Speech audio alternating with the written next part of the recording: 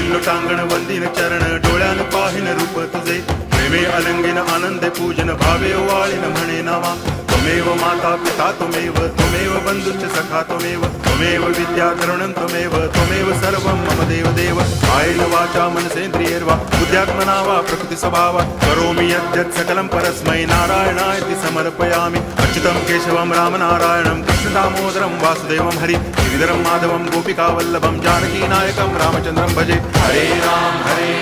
Ram Ram Hare Hare Hare Krishna